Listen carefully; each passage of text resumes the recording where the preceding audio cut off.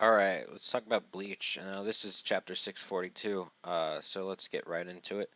Um, this chapter of Bleach, I mean, obviously we don't have much pacing here as usual, but we do have, finally we get some kind of exposition, and now we understand that, yeah, she is a created body, though we kind of knew that before, but she was created and is not, and as far as we know, is just a project of some sort. Because, for example, the fact that she's Nemuri Nanago, which means number seven, if the first one had survived, she would have been Nana or Nemori Ichigo, which would have been weird.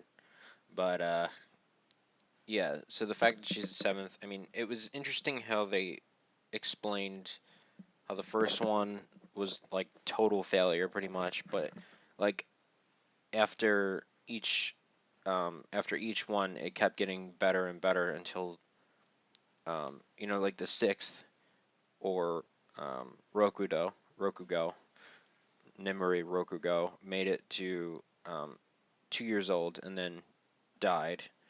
But finally, with number seven, which we now know as Nemu, is the one that was the actual success. So it is understandable in a way that Kurotsuchi would be very happy about her and very overjoyed because after six failures, finally got one that actually worked. Um, and so I can see some sort of almost like a father-daughter thing, but at the same time, uh, it's almost like seeing a child succeed, but it's a little bit more twisted than that, I guess.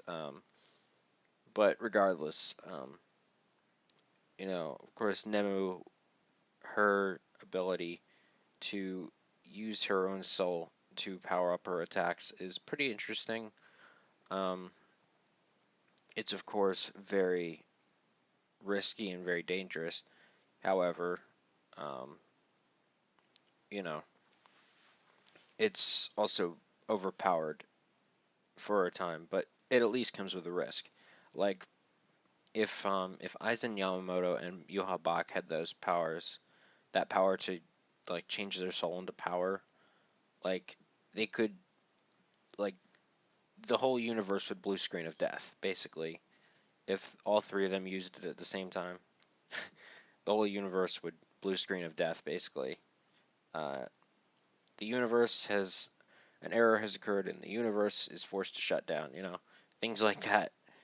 But I don't have too much else to say about this chapter because it's pretty simple beyond the flashback, which, of course, if you read the chapter, you know what it's about. And so I mean, it's interesting, but at the same time, like I said, I wanted to see the relationship, if any, and I want to see the fight end. So number one has been fulfilled. Number two has yet to be. Um, but it seems like hopefully this is the end. Um, I don't. I hope so, but I'm not entirely sure if it will be. The Gikon Jurenju, which roughly translates into Righteous Spirit Heavy Ring Blaster. It sounds like something that Minato would come up with. Just saying.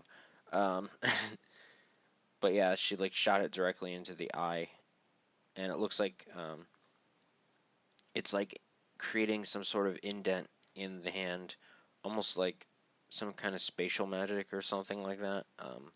It almost looked like some kind of spatial warping of some sort, maybe. But we'll see what it's about next chapter, hopefully, and hopefully that's it.